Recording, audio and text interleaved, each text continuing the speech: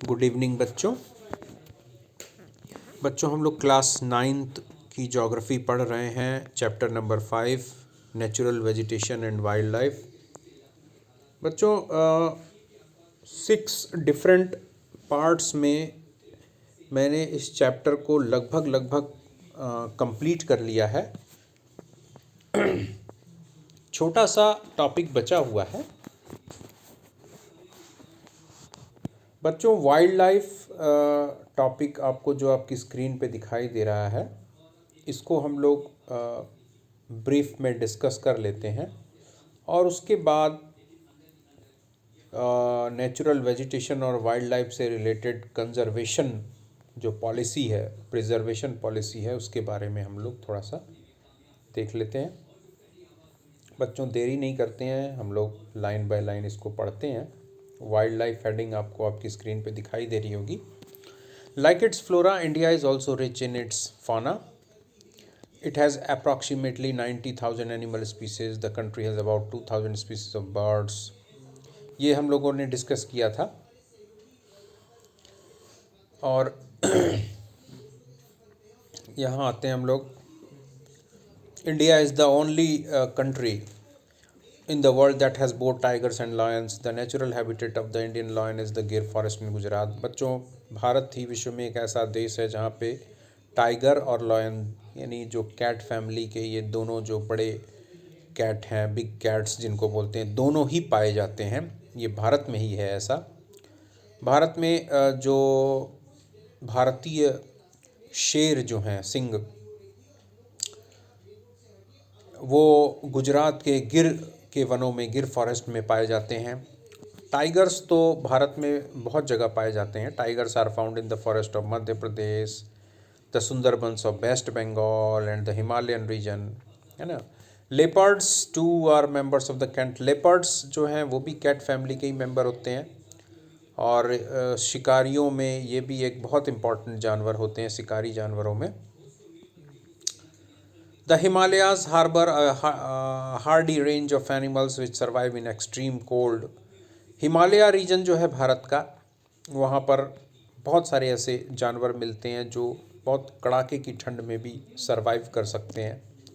लद्दाख्स freezing high altitudes are home to yak, the shaggy horn wild ox weighing around 1 ton. Yak का नाम तो बच्चों आप लोगों ने सुना ही होगा। याक जिसको कि पहाड़ों का बैल कहा जाता है लद्दाख वाले इलाके में। इसके अलावा जंगली जो बैल होता है ना, जिसका वज़न लगभग 1 टन होता है, 1 टन, वो पाया जाता है। Tibetan antelope, the bharal, wild sheep and the kiang, बहुत तरह के जानवर। Furthermore, the ibex, bear, snow leopard and rare red panda are found in certain pockets, है ना। ये सब जानवर भी पाए जाते हैं बच्चों। In the rivers, lakes and coastal areas, turtles, crocodiles and gharials are found. Bharat में नदियों और झीलों और समुद्र के किनारे वाले इलाकों में बहुत तरह के कछुए, मगरमच्छ, घड़ियाल आदि बहुत पाए जाते हैं। The latter is the only representative of a variety of crocodile found in the world today. और जो घड़ियाल है बच्चों, क्रोकोडाइल प्रजाति का एकमात्र ऐसा प्रतिनिधि है जो विश्व में है, सरवाइव कर रहा है, और वो भी भारत में ही है। Bird life in India is colourful. Peacock, peasants, ducks, parakeets, cranes and pigeons are some of the birds inhabiting the forest and wetlands of the country. ये पक्षियों के नाम बताए गए हैं जो भारत में पाए जाते हैं बच्चों। प्रमुख रूप से बहुत तरह के पक्षी भारत में पाए जाते हैं। We have selected our crops from a biodiverse environment from the rivers of edible plants. We also experimented and selected many medicinal plants. The animals, हमने बच्चों जो इस पाठ में बता रहा है कि इस पाठ में हम लोगों ने ऐसी फसलों को या ऐसे पौधों को चुना है जो कि बच्चों एडिबल प्लांट्स की कैटेगरी में नहीं आते। यानी एडिबल का मतलब होता है बच्चों वो पौधे जिनका उपयोग जब हम खाने पीने में करते हैं, भोजन में अपने खाद्य पदार्थ के रूप में करते हैं, तो इनके अलावा जो पौधे प्लांट हैं उनको इसमें शामिल किया इस पाठ में। इसके अलावा बहुत सारे औषधीय पौधों को भी के बारे में भी बताया गया। The animals were selected from the large stock provided by nature and milch animals as, है ना, they also provided us draught power transportation meat and eggs. बहुत सारे ऐसे भी जानवर हैं बच्चों जो दुधारू पशु होते हैं या जिनसे हमको बहुत सारी चीज़ें मिलती हैं, है ना, चाहे समांड हो ना हो, मांस हो, अंडे हो, वगैरह वगैरह। The fish provide nutritive food.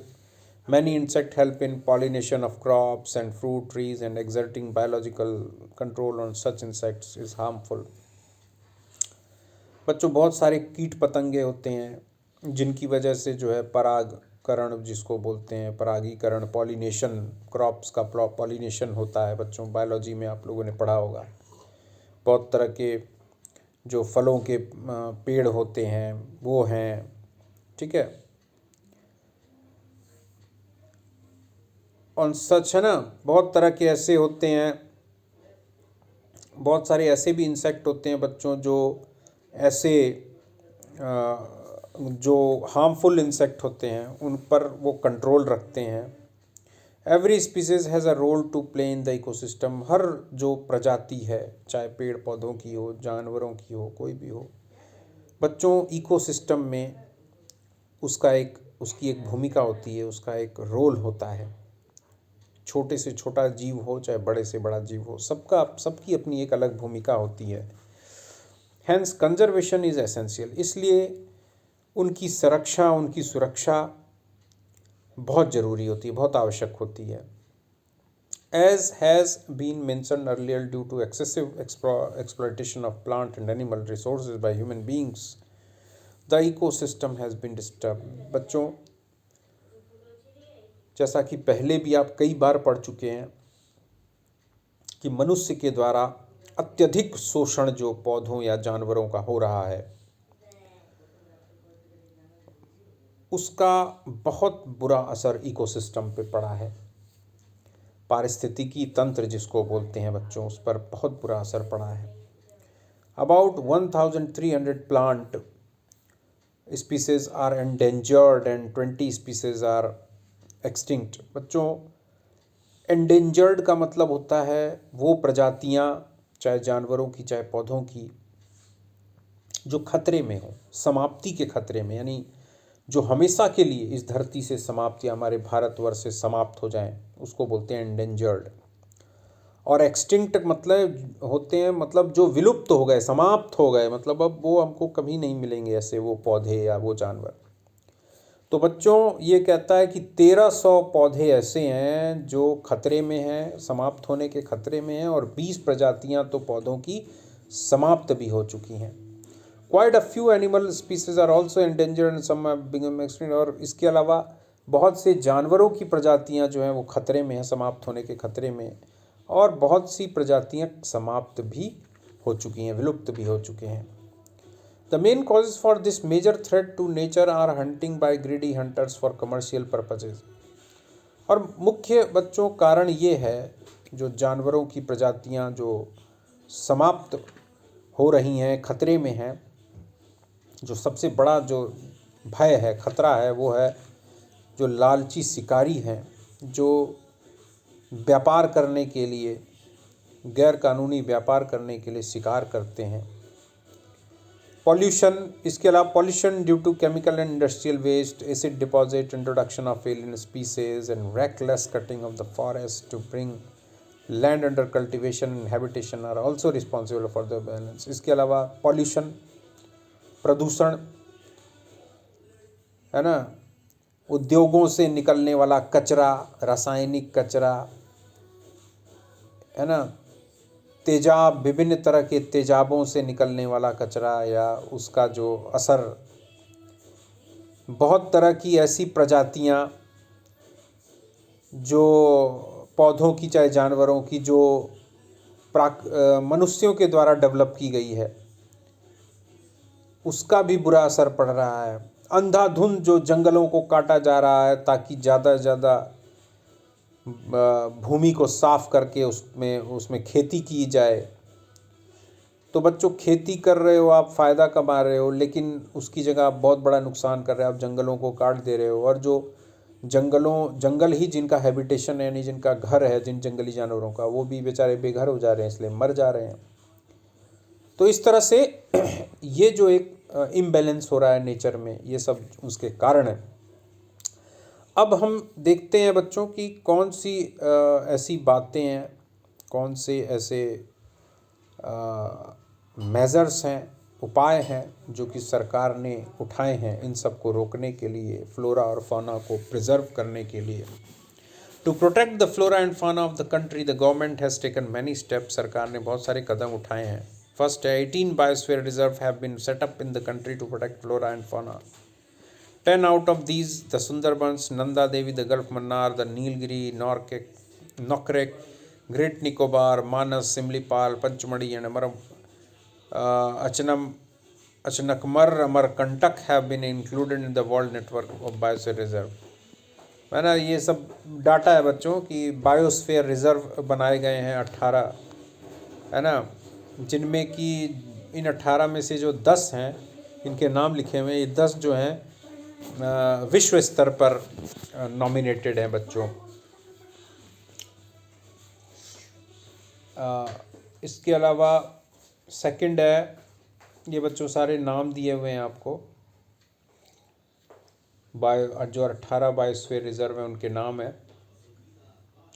Second जो है, दूसरा पॉइंट है कि financial and technical assistance is the provided to many botanical gardens by the government since 1992 के बाद सरकार ने वित्तीय यानी पैसे रुपए की और तकनीकी सहायता दी है बहुत सारे बॉटनिकल गार्डन्स को, है ना। बॉटनिकल गार्डन बच्चों क्या होता है? बॉटनिकल गार्डन एक बहुत बड़े क्षेत्र में, है ना, कई एकड़ में स्थापित किया जाता है, जिसमें विभिन्न प्रकार के पेड़ पौधों की प्रजातियां, ख़ास तौर से जो पौधे बहुत ही रेयर होते हैं, बहुत मुश्किल से मिलते हैं, जो विलुप्त होने वाले हैं, उनको प्रोटेक्ट किया जाता है, उनका संरक्षण किया जाता है। इसके अलावा उनकी उपज की जाती है, उनको मतलब